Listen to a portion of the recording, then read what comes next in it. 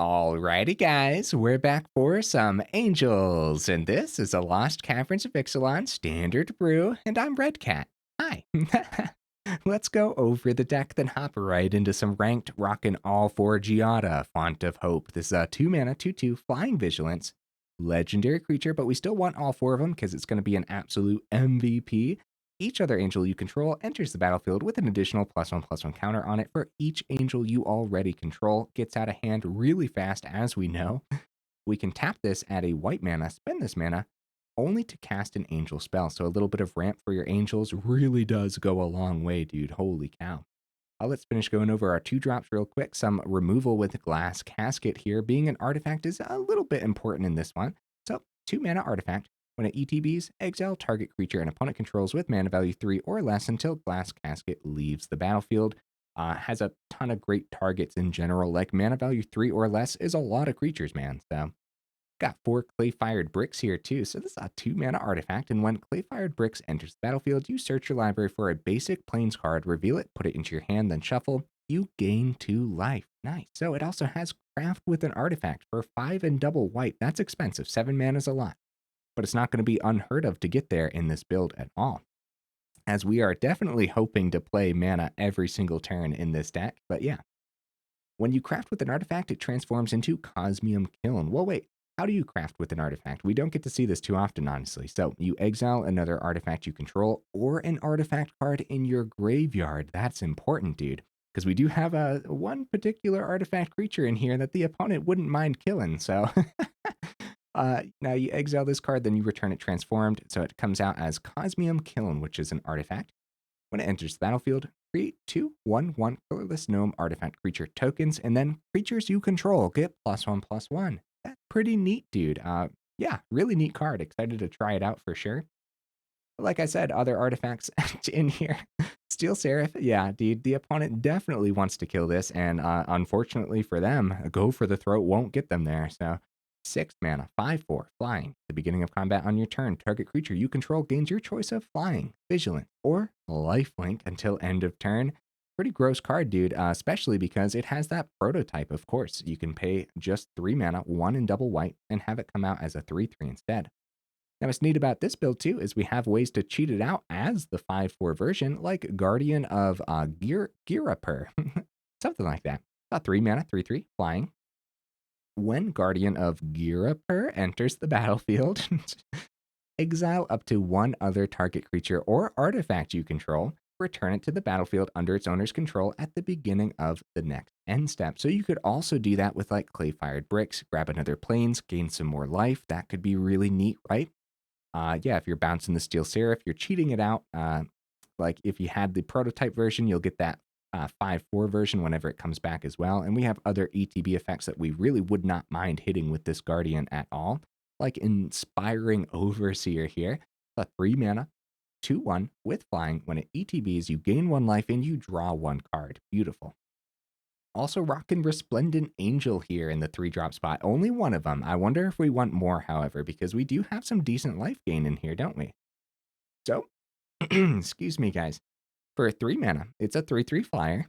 And at the beginning of each end step, not just your own, that's neat. If you gained 5 or more life this turn, create a 4/4 white angel creature token with flying and vigilance. Beautiful. Then for 3 and 3 white as well, so 6 mana total. Until end of turn, Resplendent Angel gets +2/+2 and gains lifelink. So for 6 mana, it becomes a 5/5 lifelink. You swing in, you get that 5, and then you'll get that 4/4. That's pretty neat, dude. Yeah, really cool angel, isn't it? Getting to the top end, we have 4 Archangel of Wrath. So this is a 4 mana, 3/4 flying lifelink. When it ETBs, if it was kicked, it deals 2 damage to any target. And then when it ETBs, if it was kicked twice, it deals 2 damage to any target. Since it has lifelink, that 2 damage also gains you life too, so that's really cool. Now the kicker cost here is a black mana, and the other kicker cost is a red mana as well. So we do have that splash over in the mana base for sure. Here we have a couple Serra Paragons here, a 4 mana 3/4 flying. Once during each of your turns, you may play a land from your graveyard or cast a permanent spell with mana value 3 or less from your graveyard. If you do, it gains when this permanent is put into the graveyard from the battlefield, exile it, and you gain 2 life instead. Could be pretty interesting. Like, we have a ton of great stuff to cast back from the grave. Literally all of those 3 drops that we just went over, and all of our 2 drops as well. If they end up destroying like a Glass Casket, it wouldn't be unheard of to cast that back with Serra Paragon and actually have it be a decent play overall. So, the very top end, we have a couple Boon-Bringer Valkyries. This is a 5 mana 4/4 with backup 1. It has flying, first strike, and lifelink, dude. So when you back that up onto another creature, they all get the flying, first strike, a lifelink until the end of turn 2. So that could really go a long way, man. And if we're ramping there with Giada too, I'll tell you what, this card could be absolutely disgusting. And yeah, like all this lifelink working really well with that Resplendent Angel, which is why maybe we want more than one of these. Also rocking a couple Enduring Angels here. I feel like this is a little bit underplayed. However, it does get picked up by Lightning Strike, which could be devastating. So for 5 mana, there's triple white in that casting cost. It's a 3/3 flying double strike. You have hexproof, okay.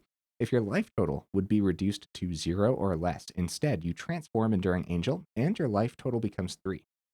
Then, if Enduring Angel didn't transform this way, you lose the game. Okay, so when it transforms, it comes out as Angelic Enforcer.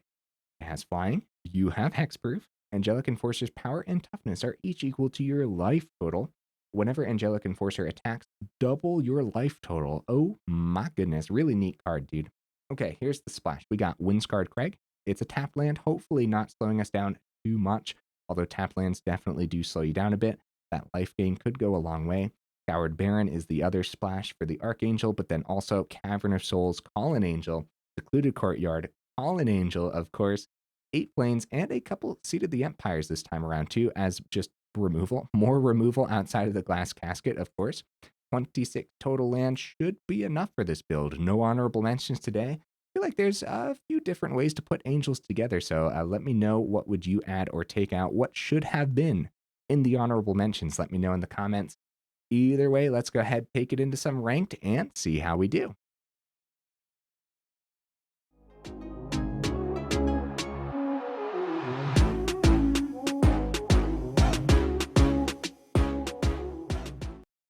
All right, we'll see if we can get right into that first game here. In the meantime, what am I expecting? Honestly, I feel like Angels is in a like an okay spot as long as we can survive those early turns. I feel like it could like establish itself relatively easy. What I was trying to say there. We go first. Wow, great hand. Oh, buddy. Oh, buddy, is this a good hand? Okay. Probably Giada right away. Unless they like drop a swamp here, and then maybe we'll wait a turn to play around a cut down, but probably not. We'll see. We'll see. Because either way, that cut down would happen. Yeah, there's the swamp. So we could go clay fired bricks instead, and just attempt like Steel Seraph and wait on the Giada. Nah, we'll get the Giada down. If they have the cut down, they have the cut down. It is what it is. We can always recast with Serra Paragon, which is why, yeah, this hand is awesome, dude. Holy cow. Okay, 1 cut down out of the opponent's deck. Field of Ruin. Yes, Steel Seraph getting around the go for the throw is so good, man. Although I feel like we've been seeing more like Shieldred's Edict and stuff too, which would obviously hit the Steel Seraph nicely for them. But again, we could potentially recast. Oh, yeah. Virtue of Persistence, that does hit the Steel Seraph. Another Serra Paragon. All right, dude. Yeah. Awesome, awesome hand. Serra Paragon comes down, and maybe we can start recasting from the grave next turn. Oh, we can't recast Steel Seraph, guys. I always do that every single time I've done that. Hey, go for the throat. Spot removal the deck, guys. Ooh, our draws have been great, huh? I'm actually gonna skip the other Steel Seraph for now. Let's play Fired Bricks, grab a Plains, play the Plains, drop the Steel Seraph. Because there's a really good chance that they don't have another Virtue. Instead, it's just like more go for the throats and whatnot. But you know what? Since it's Rakdos, they could easily have a Braids in the build too, since it's spot removal the deck so far. Yeah, anyways, this says cast a permanent spell with mana value 3 or less from the grave, but the Steel Seraph is mana value 6. Well, I don't believe it counts the prototype with the Serra Paragon. Now I want to get this other Serra Paragon on the board to see. Yeah, I'm pretty sure it doesn't count it, but still. Still a lot of other great 3-drops to hit with Serra as well. We see a land off the top. Serra Paragon drops. The land drops. We cast Giada back from the grave and keep this other Giada in hand. Like, dude, we have some insane lines. And then outside of that, any creature off the top would be pretty good. Steel Seraph, sure, why not?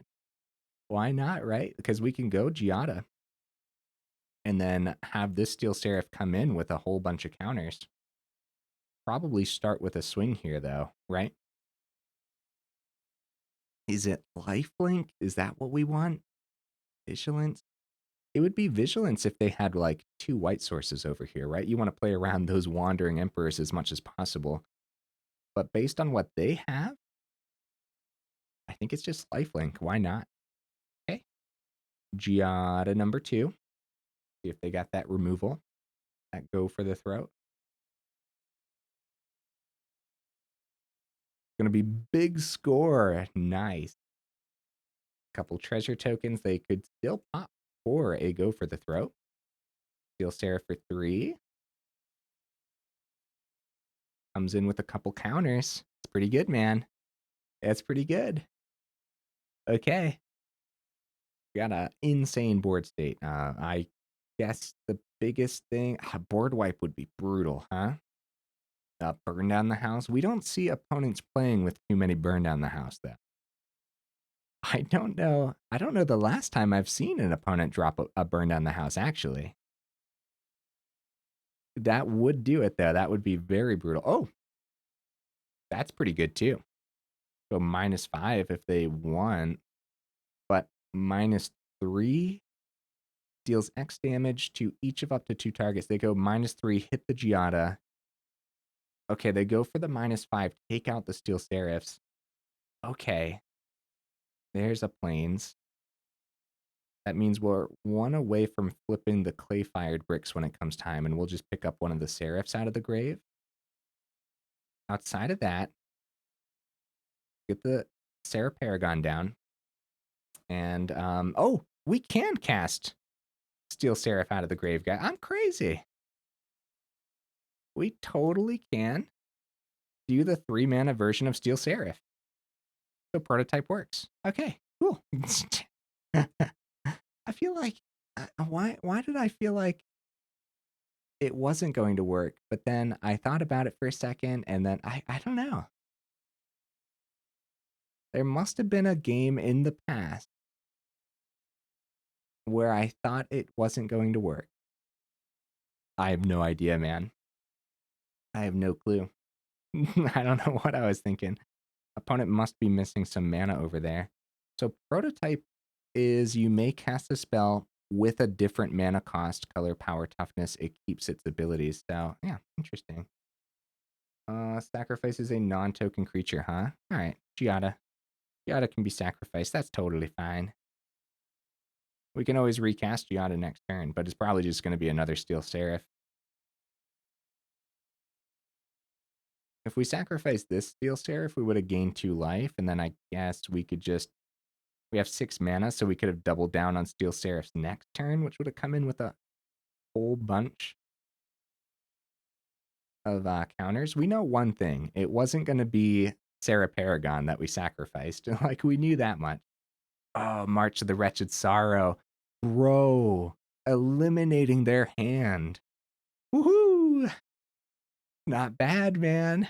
That's not bad. It really isn't. And we do it before clay-fired bricks. This is sick, man. Holy cow. This is sick. Exile the one from the grave. Cosmium Kiln. I guess we will go lifelink again, right? Opponent probably wouldn't mind some mana here, but at this point, They exiled so much from their hand. Oh, it was a couple Sheoldreds too. Wow. That's something else. Graveyard Trespasser. Yeah, start taking stuff out of the grave. Okay, now more land is not ideal, but we probably go flying on one of these. Get 8 in the air. But yeah, like at this point, hopefully it doesn't matter too much if we only see land. Like the big thing here is letting that Steel Seraph survive. Now we only had 8 next turn, so it wasn't lethal yet. If they swung with Glutton, they could have gained 2 as well. Because we had, yeah, we definitely had creatures for them to exile. They could have gone up to 11, but then we could have full swung too. So it really depends what was in their hand there. Looks like they missed their 5th mana. Okay. A note for future Red Cat. Okay. Steel Seraph can in fact be cast back with the Serra Paragon at the prototype cost. Sorry about that, guys. Sometimes, man, it was at like the end of my last Dino video. I was saying like there's been like a lot of little nuanced rules that for some reason my mind just flushed out. I have no idea why I'm forgetting some of like these little things that I feel like usually I wouldn't. So I apologize for that. And now we know. Hey, maybe we learned that together. Unless you already play Angels, of course, right? Because I feel like Serra Paragon, well, yeah, we see Serra Paragon in Angel builds, right? I believe so. All right, good hand. Dude. Yeah. I love that we got to craft that artifact in that first game too. Holy cow. Okay. Let's get that turn 2 Giada down. Easy peasy, right? Probably Steel Seraph next turn. We'll see if Giada survives here. It does not. It's going to be very hard to keep Giada on the board, I feel. We could wait a turn, but at this point, it's just Steel Seraph, yeah. I was going to say, we could go Wind-Scarred Crag. It's a tap land. Then we still have Play Fired Bricks, grab a Plains, gain a couple life, right? But I don't know. I don't know if that's what we want to do there. Yeah, I'll block. Let's see what they see off the top here. Actually, I'm not gonna block because they might have like I was gonna say they could have like a monstrous rage in hand. I don't want to lose the Steel Seraph to a combat trick. That's for sure. Okay, we'll go for lifelink, of course, and we'll get that Guardian down. Cheat out that big old chunky Steel Seraph. Man, this is playing out really well, isn't it? That's beautiful, dude. Holy cow.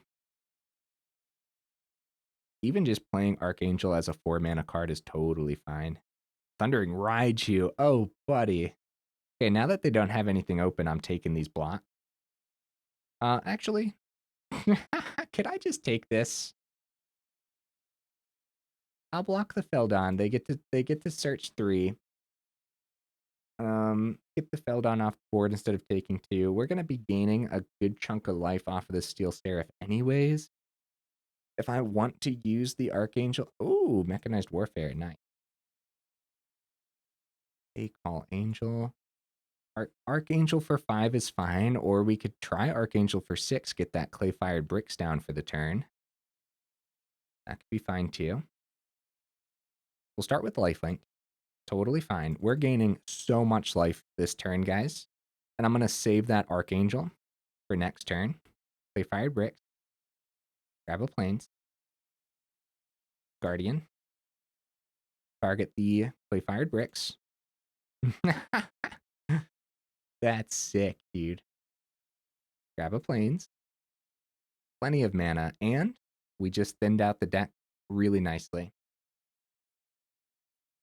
Mechanized Warfare, and we'll take the damage for sure. I guess play with fire on the one that can block. They swing with Raiju, and we still have just like so much damage in air, but then also Archangel's gonna Archangel's gonna ping their face as well. They save a blocker on the ground? Question mark? I guess it depends. Ping face.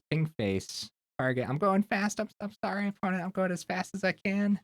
GG, buddy. That was sick, dude. Wow, that was playing out really nicely.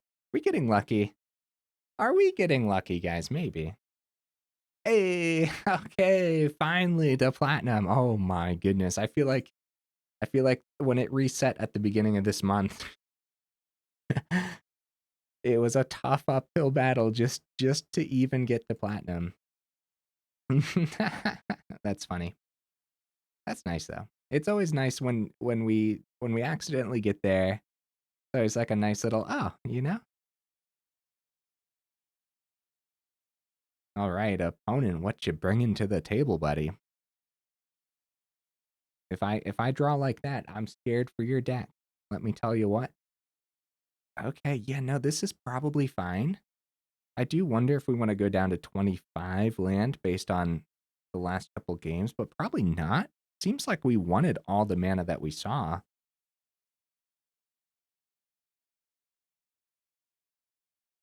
Okay, Scoured Barrens. Underground River. Okay, well, hopefully it's not a cut down. Poor Giada, man. It's got to survive eventually, right? Okay, nice. Giada on the board. Oh dear, Esper. Oh no, Giada, run. Okay, it's just a deep cavern bat. I guess that does mess up our next turn, though. Yep. Okay. Wind-Scarred Crag. Crag? Something. That's it. Like, I don't mind seeing the mana here, but Boon-Bringer Valkyrie is going to be a sick turn if Giada survives, which it might not. Rafine. Okay. Yeah, they could. Oh, I was going to say they could get a swing and get a counter onto the deep cavern bat from the Rafine, right? Whenever you attack. And then I guess they didn't want the trade to happen with the Guardian here. Oh, Steel Seraph is really good. We don't want to swing with the Giada, so unfortunately then the backup doesn't happen because we're tapping the Giada too. Maybe it's just Steel Seraph for the turn. That was probably okay, right? That was a good draw. Which means I would have much rather preferred going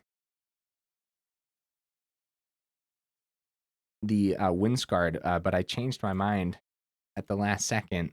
So yeah, we could have played our other tap land. But we do have enough mana, luckily, to still play our 5 mana card next turn anyways. Wandering Emperor. That Vigilance is going to come in handy, huh?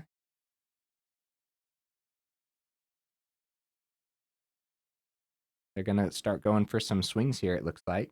And they want to target the bat. Oh. Yeah, if they target the bat, Steel Seraph still blocks really, really well. But they want to get around the first strike, or they want to get around everything with the first strike here. That being said, since they only swung with Rafine, we still have a successful block. Okay. That kind of scared me. I thought like double strike was happening for some reason. That scared me for a second, man. Okay, so probably a full swing at that Wandering Emperor, first of all. Go Boon-Bringer Valkyrie. Onto that Giada. That's only 3. Hey, GG opponent. I kind of understand. But we still didn't have the kill on Wandering Emperor. I guess if they blocked. Okay, hold on. Let's think about this for a second, right? So if Steel Seraph, I guess either way, we wanted to put lifelink on the Steel Seraph, right? To stay in this mid-range match as long as possible. Or I guess Vigilance too, because that way both would have Vigilance. And if they had the second Wandering Emperor in hand. Okay, yeah. So Vigilance, right? Then full swing at Wandering Emperor. It's either Emperor dies or the Deep Cavern Bat blocks the Steel Seraph, which means we do get the Guardian back into our hand as well. And then Giada would hit that for 3, bringing it down to 1, which means they do not have the -2 next turn. Not like it would have mattered because we would have given Vigilance. But yeah, okay, I understand the concede. It really depends what's in their hand, though, too, right? If they had a lot more removal to use or anything like that. Bro, I'll tell you what, man, the deck is just kind of playing itself at this point. Like, we've made some decisions here and there, but feels good. I like it. It's nice to win, that's for sure. All right. Found the next opponent. What job bringing to the table, buddy? Yeah, if we keep drawing like this, man. Woohoo, we got removal too. Wow. Removal in a red cat deck? Who would have thought? Okay. All right. Yeah, good. Good stuff. Play Fired Bricks, dude. Underplayed? Maybe. I haven't seen anyone play with it, actually. Or I haven't seen any of our opponents playing with it. Grab a Plains. And then we have our third mana, probably Inspiring Overseer. Oh, well, I guess it depends. Whatever they... Like, if they don't pick Glass Casket, we could just go Casket, take their bat anyways. So they do go Casket, which means we still have our choice of our third. Probably going to be Steel Seraph. Because it doesn't get hit by... It doesn't get hit by Go for the Throat, and if they do end up killing it, then they better exile it, right? Because eventually, if the game goes on too long, we can flip the Clay-Fired Bricks with the one in the grave, which is... Oh, that's so sick, dude. Love it. Oh. Yeah, this might be the same deck. I never look at the opponent's names. I'm sorry, opponents. I don't know if this is the same opponent, but based on the mana base and the Deep Cavern Bat, it might be the same build. Okay. So the draw. So everything's good here, but what we're gonna do is Clay Fired Bricks. Oh, I should have attacked first. I do plan on attacking here, so I probably should have done that here. We'll do that before playing the Giada. Let's go Vigilance to play around the Wandering Emperor. They could have it next turn, like while we're tapped. So, and we're at 25, so we don't need the life either. So yeah, that makes sense to me.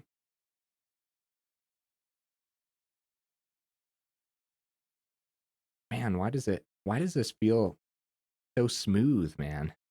If we get to keep this Giada around, then Enduring Angel can come down. Okay, there's your Fiend. Yep. Go for the swing. They might be able to get the bat to a 3/3, and that's probably a worthwhile trade for us, right?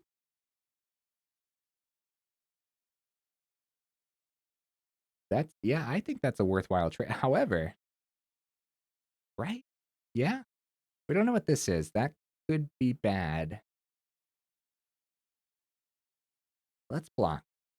I'm scared. Let's see what happens. The trade happens. Glass Casket comes back to our hand. Okay. Huh. Interesting. I'd say all that wasn't too bad for either of us. Can't really successfully swing into the Rafine here. Wedding announcement about to flip next turn. Enduring Angel is probably fine. We do have kicker for 1 on the Archangel. Overseer. Okay. I'm going to go Enduring Angel for the turn and just see what happens. It is a 4/4 because Giada's on the board too, so a 4/4 double strike is no joke, man. They'd love some removal for that, that's for sure. It could have been a 5/5 if I wouldn't have blocked with that Steel Seraph, but then they'd still have a 3/3 bat on the board with that lifelink. Okay, they do find a Go for the Throat. That's only the... Oh, wait. That's the second Go for the Throat. So, I mean, if they find more, then that Steel Seraph would be the option. Hits us for 1. Glass Casket. Wouldn't mind taking out that Rafine. I wouldn't mind taking out anything here, really. I think it's going to be Archangel with the kicker. Start with a swing. And if they go Seat of the Empire, then we'll change up our play a little bit. Okay. So let's kick it for 1. And I will take out their creature because it's important to take out some of their smaller creatures so Rafine doesn't give as many counters and stuff. That's a great blocker too if when it comes time. Virtue of Loyalty, beautiful stuff, man. This is anyone's game for sure. For sure, anyone's game. If they play the Virtue of Loyalty this turn, we're going to have no choice but to go Glass Casket next turn, probably. And at that point, if we go Glass Casket 1 for Rafine, we can't go Glass Casket 2 without another mana. Because Giada's only ramp for Angels, and this has Ward 1. So, Urtai, take out the Archangel, full swing. Let's see what we draw here. Seat of the Empire isn't bad. Yeah, the Rafine's a problem. Also, helping them filter beautifully as well. They go for the buff on the Knight this time. Maybe we just play the Seat of the Empire as land and just take out some of their board state here. Still have the swing. Oh, there's a Seat of the Empire. There's one of them. So maybe they do have the other one in hand too. So we play this as a land. We could play like Steel Seraph, full powered. Might stick around. Tough decisions, guys. Tough decisions. I'll start with the swing, and maybe that'll help me decide the decision then. 1, 2, 3. Okay, I'm gonna do this and see what we draw, and then that might help me decide. Okay, planes. So we can play that, and we have the ward for, and we should take out the Rafine. Pay the ward. So good catch for the Glass Casket for sure. Got 5 on the board. So a couple mana away from flipping Clay-Fired Bricks, which wouldn't be bad. And they still have that Virtue of Loyalty, guys. That could be just devastating. Gonna attempt the block on the Urtai here. Wandering Emperor, give that bonus to the Urtai. Give that first strike. Okay. Oh, yeah, dude. Anyone's game, but I think it's now leaning to the opponent pretty well. That being said, we could still find incredible life gain and everything as well. So, really depends. We do have the flight in the air to hit the Wandering Emperor. Steel Seraph. We do have the sticks for that then as well. So, I'll go Wind-Scarred. Yeah, now would be the time for their Seat of the Empire to take care of the Giada, for sure. Speaking of which, we could always keep our Seat of the Empire open and available. But I don't think so. I think I just want to get the Steel Seraph down. Full powered. We couldn't play Steel Seraph before combat because it was going to tap down the Giada. Unless we wanted to go Seat of the Empire untapped, I just think it's going to be a little bit better to have this as a utility land. Uh-oh. Uh-oh, guys. I guess it's going to be Giada. We definitely want to keep Steel Seraph around because go for the throat. You know, it gets around that. Gets around the exile on Wandering Emperor if they find like a third one too. So, a good board state. They must not have the Seat of the Empire because they're choosing, like, they're saying, okay, well, maybe they'll take this trade, which we do not because that lifelink could go a long way. But I think we're gonna go Vigilance anyways. Tough decisions, man. Woohoo! Sheoldred hits the board. Oh my goodness. Maybe we just like, we're at 13. We go lifelink, hit face, go back up to 19, and they have 19 on the board though. So we'd have to do removal for the turn.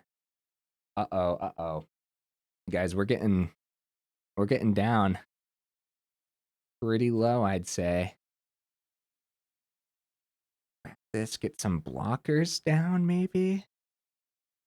What do I want? Do I want removal? Maybe we swing face and try to get there. We don't have the -2 on that anyways. Okay. I will craft this with the Steel Seraph in the grave. We get 2 chump blockers on the ground for this, guys. And we're about to just swing face, lifelink. Wait, we could keep the blocker, though. Vigilance, if we're at 13. Okay, all right. I changed my mind, because if they do end up finding a Wandering Emperor off the top, then the Vigilance is much better than the lifelink, and we still have an emergency blocker if we need it then. Outside of that, they're just top decking, dude, so... Like, we have great blockers for days. Deep Cavern Bat hits the Glass Casket, which could be huge for them. They also now know that we have the Seat of the Empire, too. So, that could be bad. Swing with the Shieldred. We are going to chump for the turn, unfortunately. They have a blocker in the air now, too. That's important. That was a great draw, actually, for the opponent. Down to 11. Could power up the other clay-fired brick. That wouldn't be terrible. Vigilance is still probably key here. Seat of the Empire wouldn't be bad, too. But it's probably just... Well, let's play the Scoured Barrens, right? This was a tough battle. This had a lot of tough decisions in it, man. So if we do this before combat and we craft it with our gnome, get another couple, 2, and then Steel Seraph gets another boost, which is really good. Some more chump blockers. Call Vigilance. Yeah, Vigilance. Swing at face. If they block with Deep Cavern Bat, we'll get our Glass Casket Bat. They take the damage. What's their plan here, guys? They have 1, 2. They have... Okay. So we block... Okay. Virtue of Loyalty. So full swing incoming. We chump Shieldred. They're given the plus, so they're gaining a little bit. They found land off the top. They're just swinging with the Shieldred, guys. We take the chump, right? Right? Or do we take the 6? We take the chump. I believe, like, while we have those creatures, we take the chump. More land. That's not good. That's not good news. Seat of the Empire might be enough to save us next turn. At this point now, do we still go Vigilance on Steel Seraph? Yes, because they have the -2 on the Wandering Emperor available. Now we're forcing the block in the air. They're going to be gaining 4 unless we want to go Seat of the Empire. I'd rather them...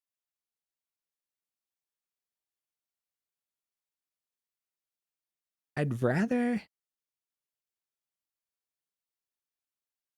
them gain 4, right? Up to 9, though, so it does get around the flight. Glass Casket. We should do this now, because everything's going to continue to get more and more buffed as time goes on. Tough decisions, guys. We still have Seat of the Empire if they go for the full swing. Going up to 11 anyways because of the Shieldred. Found another flying creature to chump in the air again, guys. This is brutal stuff, and we already played the Glass Casket, so we can't take Rafine out of the equation. Generate a creature. And because they have that Wandering Emperor just chilling on the board. Okay, where do they want to put this? Urtai, right? They want to get Urtai above the Steel Seraph block. Overall, wow, dude. Our deck totally did a thing today, man.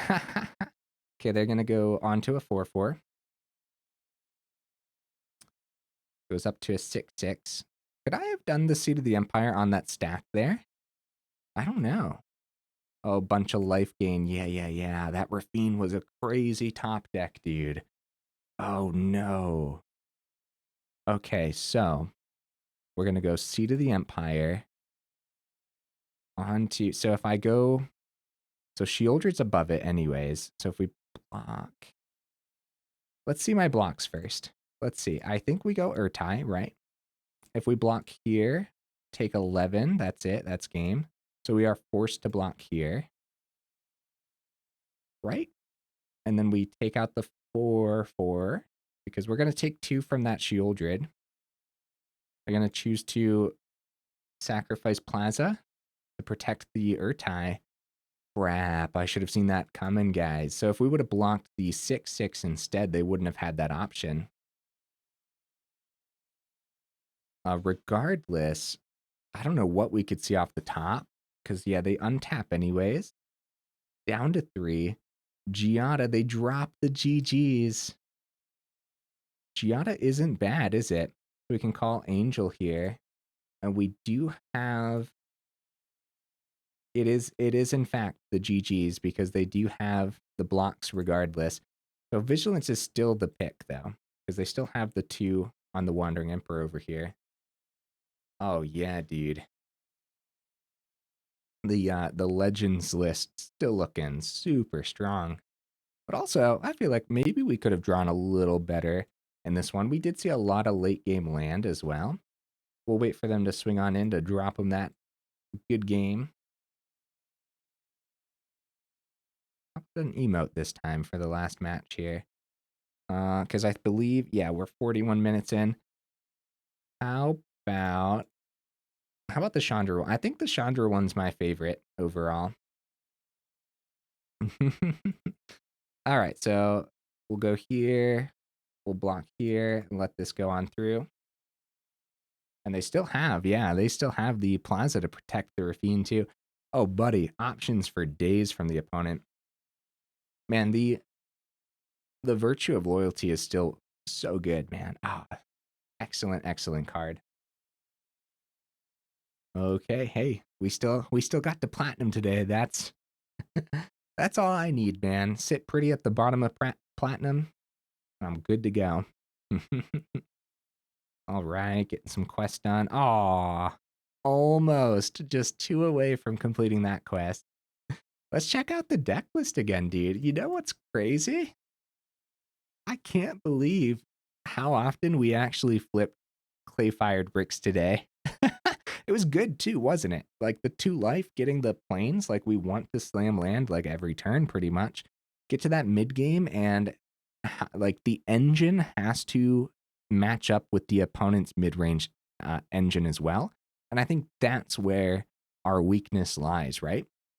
Where we can totally establish stuff fast enough and be powerful enough to slow down certain builds, certain aggressive builds and whatnot, or maybe even be too fast for certain control builds too. But then the other mid-range engines, man, whenever they get the ball rolling, their engine looks a little bit stronger, especially in that last game. I think that was a perfect example of that, where even if we had seen more, what could we have possibly seen? Like removal for the deep cavern bat in that towards the end of that game, their first chump blocker, right? Would that have been game? So maybe like we want the 4th Glass Casket, but I don't know about that. Going to be matches where Glass Casket does nothing. However, even in the matches that it does nothing against, or that the ones that you think it would do nothing, like control builds and whatnot, they do still run tokens. Like they still run a whole bunch of Wandering Emperors and stuff, which generates tokens. That's one of their win conditions, actually. So yeah, maybe the 4th Glass Casket wouldn't be a bad thing. When you are hitting tokens with the Glass Casket too, then it's a perfect thing to go ahead and craft with the clay-fired bricks. I loved that it buffed everything. I loved that it gave us chump blockers on the ground. Archangel of Wrath was pretty sick. Maybe that could have been... I mean, Archangel of Wrath is also counting as some of the removal of the build too, so... Again, sorry earlier for not completely understanding that we could cast back the prototype with the Serra Paragon. Luckily, I still had the chance to test it in that game and I guess prove my first thought wrong, right? So that was good at least. So now we know. um, yeah, dude, this was sick, huh? I would probably drop one Enduring Angel. I still really like it. I really do. But I'm thinking about going up that fourth Glass Casket is the thing. But I'm not sure. Outside of that, I don't think I would change too much. I mean, more testing is definitely required because it just felt really good and it felt like it was drawing really well too. And maybe we still want that second Resplendent Angel. We didn't get to see it today. However, boy oh boy, were we gaining some life, huh? How many turns do you guys suppose we had where we actually successfully gained 5 or more life? That's something to think about because I'm not really sure. Like we gained a bunch of life, but was it in small increments or was it in big chunks? Sometimes it was big chunks, especially with all the life link and stuff. So yeah, really neat, guys. Angels is awesome still, and I really, really like the clay fired bricks addition to the build as well. So Boon-Bringer Valkyrie on the top end. I still like 2 of these. The backup is sick. The big issue is if you don't have anything else outside of like the Giada, you can't successfully go turn 4 Boon-Bringer Valkyrie because you tap the Giada, you put the backup onto it, and now Giada's just getting the +1/+1. You won't get the rest of the ability from the backup. So if you didn't have a turn 3 play, then it might be a little slow. Whereas, yeah, if you have that turn 3, tap Giada on turn 4, get the Boon-Bringer down, then you actually have that other creature to target, then that's where Boon-Bringer Valkyrie is going to shine. But boy, oh boy, is there a ton of removal, huh? So much removal. Maybe we need to talk about a third Serra Paragon too, right? Oh no, guys. Yeah, so rearranging some of the numbers based on what you're seeing too, that's going to matter for sure. Like if you're only running into soldiers in mono red, then you're probably going to need more removal, the fourth Glass Casket, right? If you're only seeing like a heavy removal builds, all 4 go for the throats, all 4 cut downs, all 4 all 4 everything, like 3 shielders edicts, all that nonsense, then the third Serra Paragon could really go a long way too. And if depending on what you're doing, then like yeah, the Enduring Angel, especially if you don't have the Enduring Angels, it's not worth the craft, I would say either. It is mythic. So you would drop 1 or 2 of these, go up that Serra Paragon, and think about that fourth Glass Casket there. And we still want to consider the second Resplendent Angel too, just more 3 drops in the build in general. So it really depends, man. The mana base felt great, didn't it? The slow lands were totally fine. There were plenty of turns where we were just like, okay, we can play a tapped land and we still have a ton of stuff to do anyways. So yeah, yeah, I'm pleased, dude. This was awesome. This might have been the one of the more successful Angel builds that we've put up on the channel too. So nice. Guys, let me know. What would you add or take out? What numbers would you configure to the Serra Paragon and stuff, right? How many of what would you have? What did that make any sense at all? Close enough. You guys know what I'm talking about. And if you made it this far into the video for real, y'all are champions. I super duper appreciate you, and I will see you in the next video.